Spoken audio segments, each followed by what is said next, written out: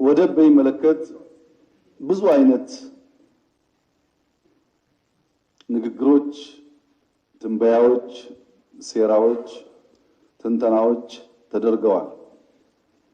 የተከበረው ምክር ቤት መላ ኢትዮጵያ ሕዝብ በአፍሪካ ቀንድ ያሉ ሀገራት የአፍሪካ ወንድሞቻችን የምዕራቡና የምስራቁ የዓለም ክፍል ያሉ ሀገሮች እንዲገነዘቡ የምፈልገው የኛን እውነተኛ ፍላጎትና የኛን ችግር ነው። እንዲያስበው ነው እንትን ቦታ እንትን ብለዋል ሳይሆን የኛ ፍላጎት ይሄ አሁን ዛሬ የምናገረው። በዚህ ጉዳይ ሁሉም በቀና ልብ ተባባሪ እንዲሆን አደራ ማለት እፈልጋለሁ። አንደኛ የዛሬ 30 ዓመት ገደማ ኢትዮጵያ የሁለት ወደብ ባለቤት ነበረች። የዛሬ 30 ዓመት ገደማ ኢትዮጵያ ሁለት ወደብ በነበራት ጊዜ 46-47 ሚሊዮን ገደማ ህዝብ ነበራት። ኢትዮጵያ በዛ ጊዜ 10-12-13 ቢሊዮን ዶላር ጂዲፒ ነበራት። አሁን ያለንበትን በኋላ መጣበታለሁ።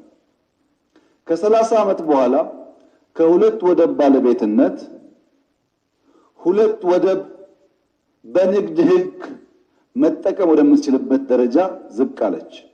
ቢያንስ አሰብንና ጅቡቲ በገንዘቧ በንግድ ህግ በስምምነት መጠቀም ወደምትችልበት ዝቅ አለች።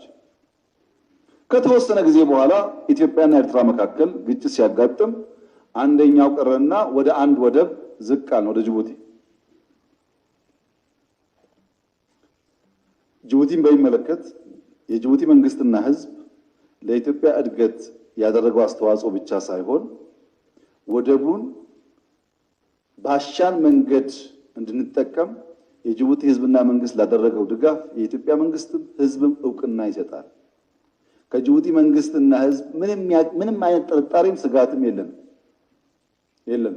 ነገር ግን የኛን ፍራቻ ጅቡቲዎችም ሌሎችም እንዲገነዘቡት እንፈልጋለን። የዚህ አካባቢ ጂኦፖለቲክስ ተበላሸ። ለምሳሌ ትላልቆቹ ሀገራት አንዳንዴ ሲጨቃጨቁ በሚዲያ ሲጣሉ እኛ እንደነግጣለን። ኬንያ እንደኛ ላደነግጥ ትችላለች፣ ታንዛኒያ ላደነግጥ ትችላለች፣ ደቡብ አፍሪካ ላደነግጥ ትችላለች። እኛን የሚያስደነግጠን ምንድነው? አንድ ወደብ ነው ያለው። የጅቡቲ መንግስትና ህዝብና መንግስት ወንድማችን ነው፣ ችግር የለም። ግን ትላልቆቹ ቢጣሉ ጅቡቲ ላይ ካምፕ ስላላቸው ድንገት ቢተዋኮሱ የኛ ቦቴዎች ነዳጅ ሊያመጡ አይችሉም። የጅቡቲ መንግስት እየፈቀደ የጅቡቲ ህዝብ እየፈቀደ እኛም ፍላጎት እያለን በሌሎች ግጭት ምክንያት ለአንድ ሳምንት ነዳጅ ባይኖር አስቡት፣ ማዳበሪያ ካልገባ አስቡት። አንድ ሰሞኑን ከየመን ሚሳኤል ይተኮሳል፣ ዩኤቪ ይተኮሳል ይባላል፣ ሰምታችኋል። በየመንና ጅቡቲ መካከል ያለው ርቀት 28፣ 29፣ 30 ኪሎ ሜትር ነው። የሲዩ ስፋት በጣም ቅርብ ነው። እዛ ያሉ ኃይሎች ወደዚህ ካምፖች ፍለጋ ቢተኩሱ እኛ ወደብ አክሰስ ማድረግ አንችልም። ይሄ የጅቡቲ መንግስት ህዝብ የሚያደርግብን ጫና ሳይሆን የጂኦፖለቲክሱ መሳከርና አንዳንድ ኃይሎች በርቀት መተኮስ በርቀት መግደል አቅም ስለፈጠሩ እኛ ያ ነገር ቢያጋጥም 120 ሚሊዮን ህዝብ ምን እናደርገዋለን? ጭንቀታችን። ምርጫ የለንም፣ ያለን አማራጭ አንድ ነው። ይሄንን ቸል ማለት ጥሩ አይደለም። የኢትዮጵያ ህዝብ እኮ አልሸባብ ሶማሊያን አስቸግሯል አፍርሷል ብሎ ልጆቹን ልኮ እየሞተ እኮ ነው። ኢትዮጵያ ተቸግር ያለው ስትል ወንድም ጎረቤቶች ደግሞ ችግርሽ ምንድነው ብሎ ማድመጥ መወያየት ጠቃሚ ይመስለኛል። ለምን ያላችሁ እንደሆነ ባለፉት 20 ዓመታት የኢትዮጵያ ኢምፖርት ኤክስፖርት በ20 እጥፍ ቫልዩ አድጓል። በ20 እጥፍ ፖፑሌሽን 120 ፕላስ ገብቷል። ኢኮኖሚያችን ከ12 ቢሊዮን 160 ቢሊዮን አልፏል። ኢኮኖሚ እያደገ ፖፑሌሽን እያደገ በዚያ ልክ ደግሞ ወሳኝ የኢኮኖሚ አውድ የሆነው ነገር እያነሰ ከሄደ የጊዜ ጉዳይ እንጂ ችግር ያመጣብናል።